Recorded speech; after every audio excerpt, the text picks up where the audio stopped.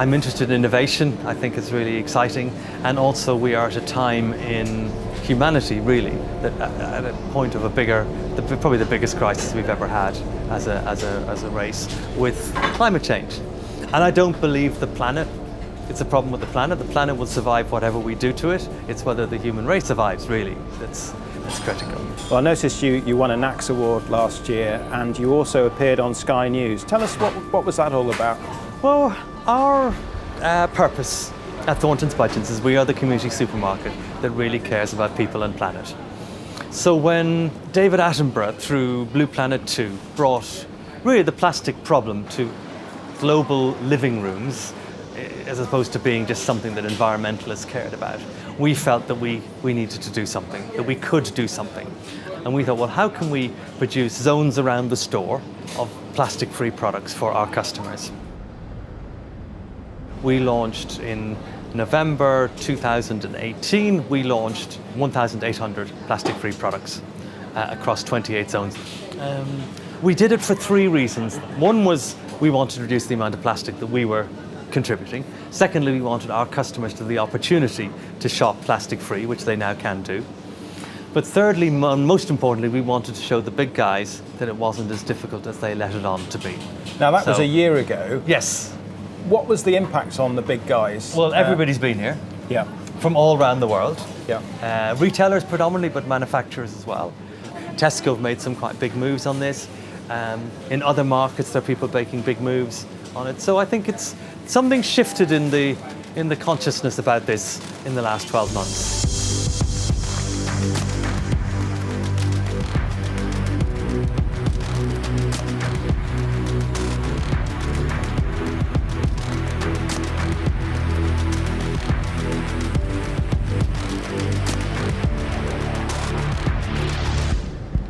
Given your conversations with a lot of other retailers and travelling around the world, is it this low recycling level, 9% or thereabouts, that's pretty typical, isn't it? It is, yes. And that means that a strategy of making all your packaging recyclable, which some retailers are doing, actually is a flawed strategy.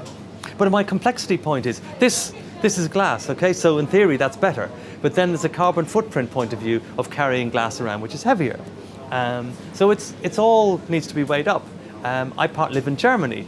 The Germans still have the returnable bottle scheme, which is one of the perfect solutions to the challenge of plastic and climate, because if you continuously reuse a bottle, then it starts becoming much more sensible.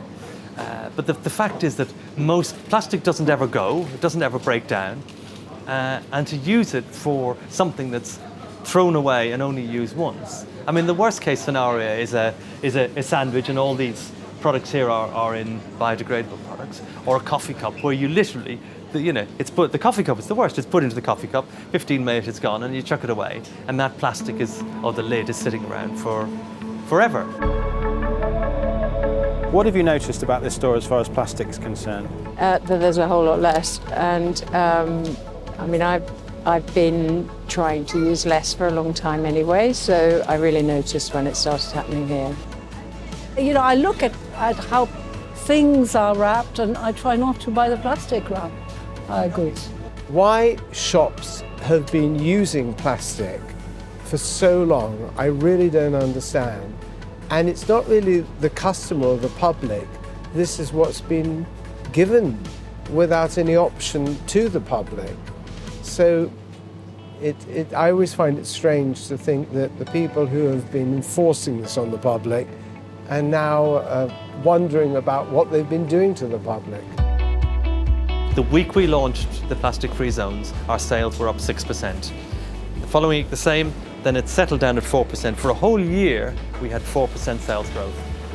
Now, in this market, in any market, in retail, 4% is a lot of sales. And that was because customers said, we love what you're doing, we want to shop, we want solutions.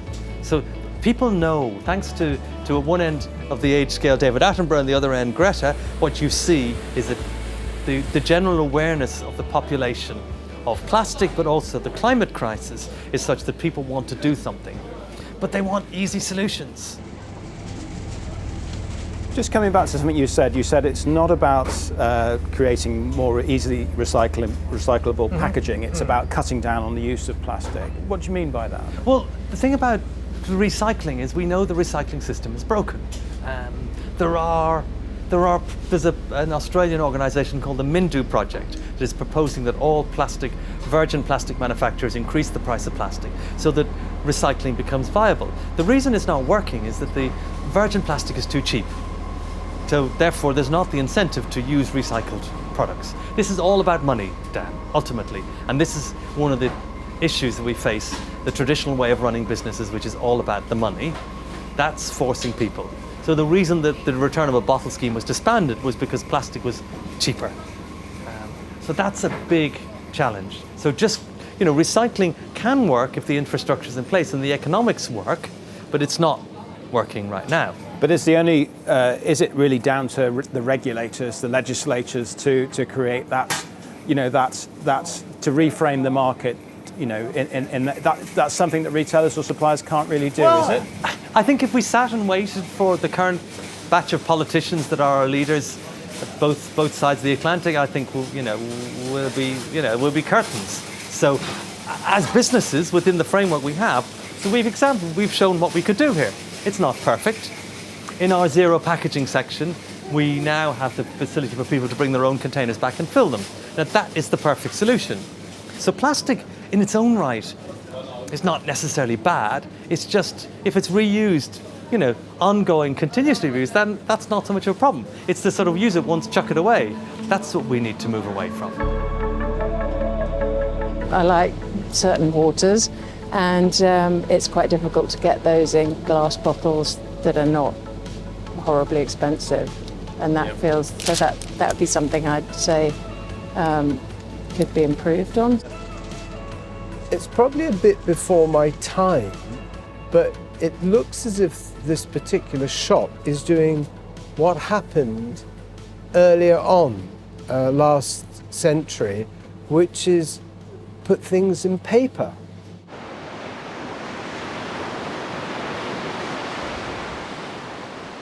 This whole climate crisis is the biggest challenge we've ever faced.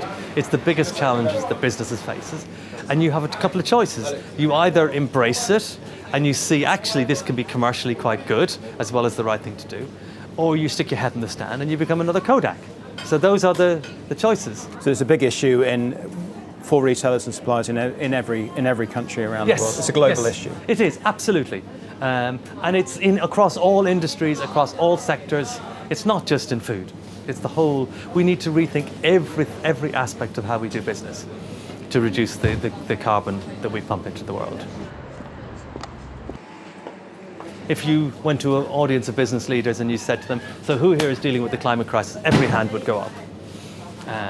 If you asked them to score how they're doing on 1 out of 1 to 10, if they were really honest, the numbers would be quite, sort of low. From a personal point of view, you've done the right thing for your customers, you've done the right thing for your planet, and it's actually worked financially for you as well. It's a perfect scenario, isn't it? That is the. Were you expecting that, Andrew? You'd probably done it even if it hadn't worked for you, wouldn't you? Possibly, yes. But the question is, you can't sustainably keep doing things and investing in things that don't give you a return, because ultimately you go bust. So it had to make money. It has to make money. And I don't think, some people sort of say, the environment movement talk about profit being a dirty word. It's not. Without profit, we can't continue. So we wouldn't be, if everything we had done over the last 13 years here hadn't made commercial sense, we wouldn't be here to continue to do things. So it has to make sense. When you look at sustainability more broadly, what makes you angry? I think greenwash, the people pretending they're doing things, the glossy reports, oh yeah, isn't this amazing, we're doing all this, and posters about recycling and circular economies and so on and so forth, when actually they're really not. Is there much difference? Do you think there's much difference between governments that greenwash and governments that don't bother? Or you'd lump them all together, would you? In the commercial world, I can think of some companies that are doing better things than others. In country-wise, I can't think of any country where it could be said that they're really on it on the whole climate crisis.